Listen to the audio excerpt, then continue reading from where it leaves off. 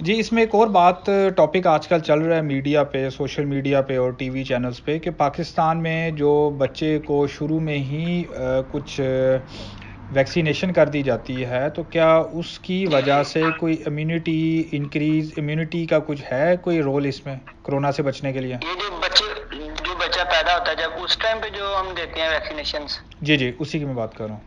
वो तो deadly virus है जिनकी वो वैक्सीनेशन दी जाती है और वो देनी लाजमी है, क्योंकि वो वायरस इस तरह के गुजर चुके हुए हैं क्योंकि अगर उनको उस टाइम पे इम्यूनिटी के लिए वैक्सीनेशन ना दी जाए तो वो बंदे के ऊपर बाद में जब भी अटैक करेंगे तो वो बंदे के लिए डेडली होंगे। इसलिए वो 5 से 6 वैक्सीनेशन होती हैं जो दी जाती हैं, जिनका मार्क भी मेरा ख्याल है शोल्डर के ऊपर रह जाता है। वो तो लाजमी है, उसका इम्यूनिटी में कोई रोल नहीं, बल्कि वो उस बीमारी से बचाने में उनका रोल है। वो उसके बाद पूरी लाइफ किसी भी बंदे को नहीं वो बीमारी हो सकती।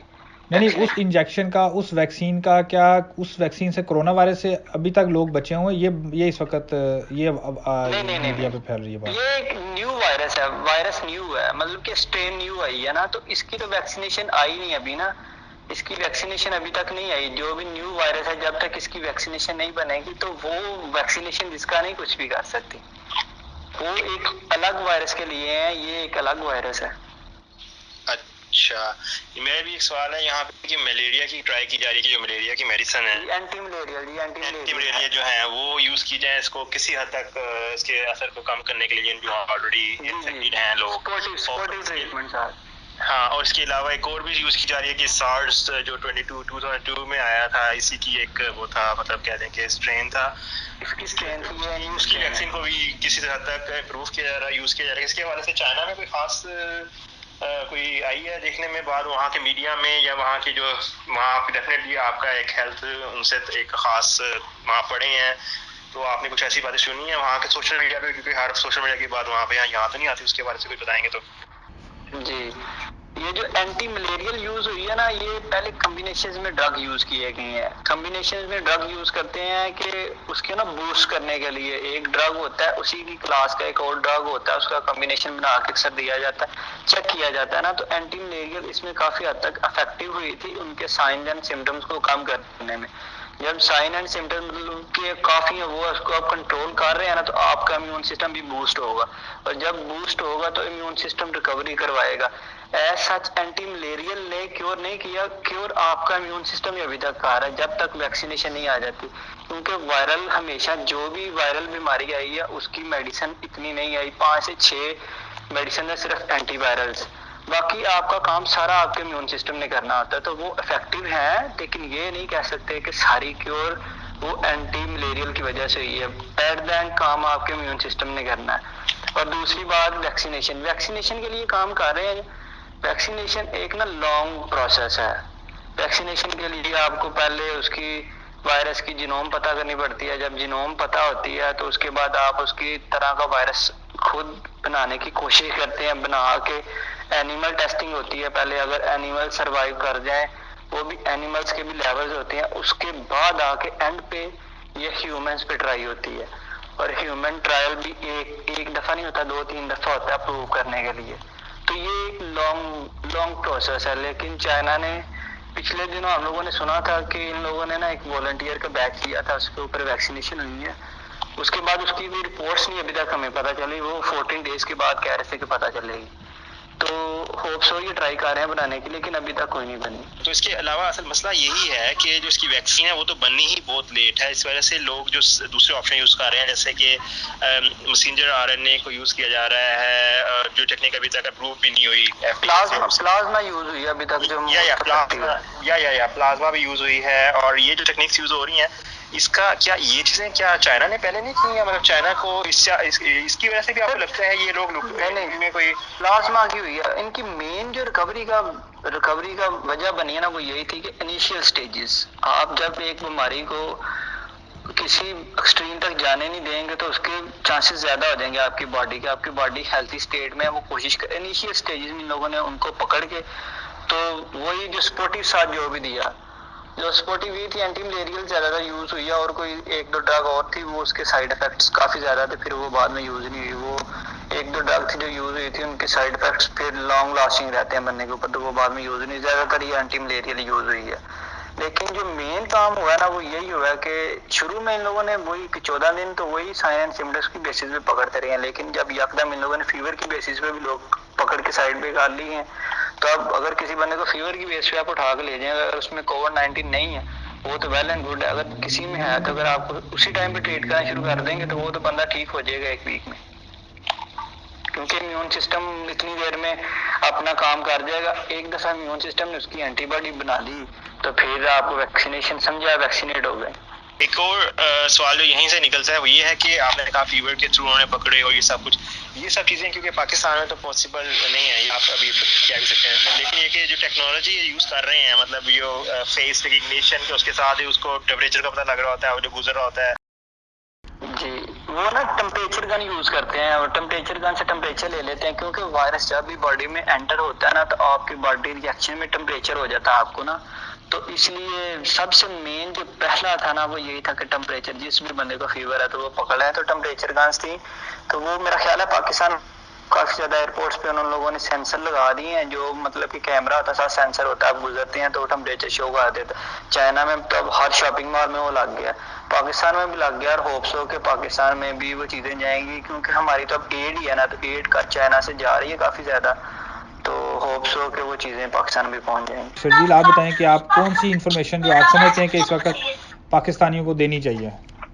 जी, एट द लास्ट बात यही है कि हमें पाकिस्तान में जितने भी लोग हैं ना उनको यही कहना चाहिए कि पैनिक बिल्कुल नहीं होना, क्योंकि एयरबोर्न नहीं है ये डिजीज, किसी बंदे को होगी तो आपको लगेगी। आप अपने घर से बाहर निकल सकते हैं लेकिन आप बिला वजह घर से बाहर ना निकलें, ठीक है। किसी चीज की जरूरत है तो जाएं, अगर बाहर जाते हैं तो आप अपना सामान लेने जब गए हैं तो अपने मुंह पे ना लगाएं, घर में आए हाथ को अच्छी तरह हैंड वॉश या साबुन के साथ धोएं और फिर अपना जो अपने फेस ही, अगर आपको कोई इरिटेशन है फेस पे तो आप अपना हाथ यूज कर सकते हैं, यही नहीं कि आप अपना हाथ यूज नहीं कर सकते, लेकिन पैनिक होने की जरूरत नहीं है, ये डेडली नहीं है वायरस, और अपनी एहतियात लाजमी करें, अपना भी सोचिए अपने घर वालों का भी सोचिए, अगर किसी को साइन एंड सिम्टम्स हैं तो उसको कहे कि वो गवर्नमेंट को बताए, क्योंकि बेस्ट वे यही है कि वो बंदा अपनी फैमिली से साइड भी हो जाए, क्योंकि अगर वो बंदा फैमिली के साथ रहेगा तो अपनी फैमिली को भी ये वायरस लगाने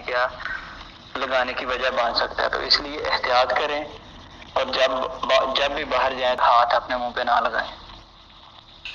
ओके, चलें ठीक है। लास्ट में एक सवाल मेरा और भी ज़हन में आया अभी मतलब मे भी उससे रिलेटेड ना हो, लेकिन शायद अगर आपको इन्फो है, अगर आपको नहीं है तो आप कह सकते हैं नहीं है। ये नॉर्मली एक समझा जा रहा है कि जो चाइना आपको जो हमें रिपोर्टिंग कर रहा है कि पूरी दुनिया को कि हमारे इतने लोग अफेक्टेड हैं, इतने नहीं हैं, इतने रिकवर हो गए, आप बिल्कुल नहीं हो रहे, तो इसके पीछे उनके पास क्या ये सोर्स ठीक है क्या? किसी हद तक मतलब किस हद तक आप कहते हैं वहाँ की सोशल मीडिया या वहाँ की जो नेटवर्क्स हैं वो बिल्कुल डिफरेंट है? क्या आपने कोई डिफरेंट चीज़ देखी है जो कि इंटरनेशनल मीडिया बता रहा हो और जो चाइना के अंदर वो कुछ और होगा? कोई ऐसी चीज़ सुनी हो या देखी हो? या जी, असल में चाइना जो है ना ये कम्युनिस्ट कंट्री है ना, तो इधर जो भी होगा वो गवर्नमेंट करेगी, ठीक है। इधर बाहर से जिस तरह पाकिस्तान में होता है एक मीडिया उठ के ये बोल देता है, एक बोल के ये बोल देता है, नहीं, जितने भी मीडियाज हैं वो अंडर द गवर्नमेंट है, जो गवर्नमेंट की पीछे से इंस्ट्रक्शन आएंगी वही चलेगी, और ये ऐसी एक वबा है कि जिसको छुपाया नहीं जा सकता ना, क्योंकि ये फ्लू खांसी तो छुपाई जा नहीं सकती, हर बंदे को होगी, जिसको भी होगी वो पता चलेगा ही चलेगा। तो मेरा नहीं ख्याल कि चाइना में कोई ना छुपाने या इस तरह का कोई भी बात हुई, क्योंकि जितना भी मीडिया था ना चाइना में वो एक ही रिपोर्टिंग कर रहा था, बल्कि इनके जितने भी केसेस की अपडेट थी वो इलेक्ट्रॉनिक थी, बल्कि फोन के ऊपर आप डेली चेक कर सकते थे कि किस प्रोविंस में किस जगह पे कितने केसेस आ रहे हैं। तो वो इन लोगों ने जो भी किया हुआ था गवर्नमेंट ने किया हुआ था, तो कोई मतलब कि डबल न्यूज नहीं आई, एक ही न्यूज आई है जो शुरू से चली थी एंड तक वही रही है। और रिकवरी मैंने आपको पहले भी बताया था कि 98% है यंग पीपल में, जो डेथ हो रही है वो ओल्ड पीपल में हो रही है, उनको प्रॉब्लम्स होती है, किसी को कार्डिक प्रॉब्लम, किसी को दिल की बीमारी होती है या किसी को जिगर की, इस तरह, तो वो फिर उनके लिए ना डेडली बन जाता है। लेकिन जितने भी यंग थे अडल्ट्स कह लें जिनकी एज 30 से या 20 के दरमियान में थी, उनकी 98% रिकवरी हुई है, बहुत कम जो बंदे थे इस एज में जिनकी डेथ हुई है। अच्छा, एक और सवाल इसी हवाले से है, वो ये है कि इंडिविजुअल लेवल पे एक रिपोर्टिंग का क्या पाथवे है चाइना में? क्योंकि पाकिस्तान में तो ये है ना, या कहीं भी हम देख लें कि अगर कोई फील कर रहा है, उसे फीवर है, तो वो फ़ोन करता है ना कि जाने के बजाय वो फ़ोन करता है कि मुझे फीवर है, तो वो कहते हैं कि ओके, अगर आपको लगता है कि कोविड है तो आप आइसोलेट हो जाए। तो लेकिन क्या एक था चाइना में कि क्या कोई हम रिपोर्टिंग कैसे करते, किसी को अगर कोविड है तो कैसे पता चलता था? उसे हॉस्पिटल जाना पड़ता था, या वो जस्ट आइसोलेट हो गया तो कैसे इस तरह गवर्नमेंट को पता चलता था कि ये फिगर इतनी हो रही हैं या इतने हो गए रिकवर, या इतने मतलब ये कैसे, वो रिपोर्टिंग का कोई खास पाथवे था? हॉस्पिटल में क्या तरीका था रिपोर्टिंग? हॉस्पिटल्स में तो कोई मुझे इतना आइडिया नहीं है, लेकिन जो कम्युनिटी वाइज थी ना वो काफ़ी थी, क्योंकि जब ये बहुत ज़्यादा सीवियर केसेस थे तब इन लोगों ने हमें 1 घंटे का टाइम दिया हुआ था ना कि आप चीज़ें लेने के लिए 1 घंटा बाहर निकल सकते हैं, वो ये टाइम है। और जो कम्युनिटी लॉक की होती थी, जब आप बाहर जाते थे तो उधर वो लोग खड़े होते थे सेंसर से आपका टेम्परेचर लेने के लिए। तो वो आप खुद ही सोचे ना, जब एक कम्युनिटी हम बंद कर देंगे, कम से कम सपोज करें 50 घर है, तो जिस भी घर में केस है उसके साथ वाले को पता चलेगा, वो खुद ही गवर्नमेंट को बता देगा कि इस घर में हमें इस तरह के सीन या कोई भी हुआ तो आप आ जाएं। तो गवर्नमेंट खुद आती थी, चाइना में ले जाती थी। लेकिन पाकिस्तान में ना हालात बिल्कुल डिफरेंट है।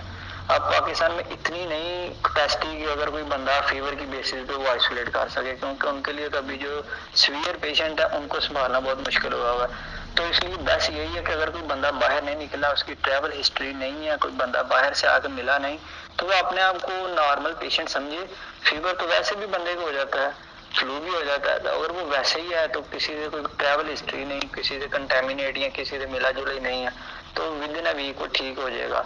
यही वजह कि पाकिस्तान में लोग पैनिक बढ़ा, किसी को बुखार है तो वो डर जाता है मुझे कोरोना हो गया, किसी को वो फ्लू हुआ तो वो कहता है मुझे कोरोना हो गया। कोरोना ज्यादातर जो हो रहा है ना वो उन्हीं पेशेंट्स को हो रहा है कि जो ट्रैवल हिस्ट्री के साथ आ रहे हैं। किसी भी ना ट्रैवल हिस्ट्री के साथ आए हैं, अपनी फैमिली को मिले या फिर फैमिली के किसी बंदे को लगा दी, इस तरह नहीं हुआ कि उस बंदे को घर बैठे ही हो गया। जी, आपका बहुत बहुत शुक्रिया हमें ज्वाइन करने का। जी नाज़रीन, अभी हमें ज्वाइन किया था अमार अहमद ने जर्मनी से और शर्जील ने हुबाई प्रोविंस चाइना से, जो हमारे साथ बात कर रहे थे इस वक्त कोरोना वायरस की सिचुएशन के ऊपर। तो नाज़रीन, आपको एक बार फिर बताते चले, जिस तरह हम अपने पिछले शोज़ में बार बार एक ही बात को रिपीट कर रहे हैं कि आपको जो भी इंफॉर्मेशन आपको इस वक्त आपके हेल्थ इदारों की तरफ से या गवर्नमेंट के ऑफिशियल जो इदारे हैं उनकी तरफ से आ रही है, उसको आपने फॉलो करना है। इसके अलावा आपको किसी भी किस्म की इंफॉर्मेशन जो कि व्हाट्सएप के थ्रू, सोशल मीडिया के थ्रू या और किसी चैनल के थ्रू आ रही है, उसको आप पहले तस्दीक कर लें। पहले आप ये देख लें कि वो इंफॉर्मेशन दुरुस्त है या नहीं दुरुस्त, उसके बाद उस इंफॉर्मेशन पे अमल करें। बेहतर यही होगा कि आप अपने जो हेल्थ इदारे हैं या जो गवर्नमेंट के इदारे हैं या इसके अलावा जो WHO की वेबसाइट है या उनकी जो वीडियोस इस वक्त पोस्ट हो रही हैं ऑनलाइन, उनको फॉलो करें। बार बार अपने हाथ धोएं और सोशल डिस्टेंसिंग का ख्याल रखें। घर से बाहर उसी सूरत में जाएं जब आपको किसी चीज़ की अशद ज़रूरत है। इसके अलावा हाथ धोएं बार बार। ये अगर आप इन चीज़ों पर अमल करेंगे तो अपने घर वालों का ख्याल रख सकेंगे। जी नाज़रीन, आपको एक बार फिर ये बताते चलें कि अगर आप इस शो का हिस्सा बनना चाहते हैं तो आप हमें अपने ऑडियो वीडियो मैसेजेस भेजें। हमारी भरपूर कोशिश होगी कि हम इस शो में आपका जो कंटेंट है उसको हम प्ले करें। अगर आपका ताल्लुक़ किसी प्रोफेशन से है तो आप हमें अपना प्रोफेशनल एक्सपर्टीज़ है आपके पास कोई, या आपके पास कोई नॉलेज है, रिसर्च है, तो आप भी हमें शेयर करें। हम इस प्रोग्राम में आपकी उस इंफॉर्मेशन को लोगों तक पहुंचाएंगे। इस शो का मकसद ये भी है कि इस वक्त पूरी दुनिया में जो इस कोरोना वायरस की वजह से एक सिचुएशन, ऐसी सिचुएशन, परेशानी की सिचुएशन है, एक पैनिक की सिचुएशन है, उसको हम कम करें और अपनी कम्युनिटी को ज़्यादा से ज़्यादा पॉजिटिव इंफॉर्मेशन दें और उनको गाइड करें ताकि वो अपना और अपने घर वालों का ख्याल रख सकें। जी नाज़रीन, अगर अभी तक आपने हमारा यूट्यूब का चैनल सब्सक्राइब नहीं किया तो अभी यूट्यूब पर जाएँ, लेट्स टॉक विद पाक हब को सर्च करें, हमारा चैनल सब्सक्राइब करें, बेल आइकन पर क्लिक करें ताकि आप तक हमारी जो मुफीद इन्फॉर्मेशन है वो पहुंच ही रहे। जी नाज़रीन, अगर आप समझते हैं कि आप इस शो का हिस्सा बनना चाहते हैं तो आप हमें रब्ता करें। हमारी कॉन्टैक्ट डिटेल्स इस वक्त आपको स्क्रीन पर नज़र आ रही होंगी। आप हमें ईमेल कर सकते हैं, व्हाट्सएप पर मैसेज कर सकते हैं, ट्वीट कर सकते हैं, फेसबुक पर मैसेज कर सकते हैं, और अगर आप कोई फीडबैक देना चाहते हैं या कोई कमेंट पोस्ट करना चाहते हैं वो भी आप करें। तो देखते रहिए लेट्स टॉक विद पाक हब। अपने होस्ट मुदस्सर ज़की को इजाज़त दीजिए। इंशाल्लाह अगले शो में दोबारा मुलाकात होगी। अस्सलाम वालेकुम।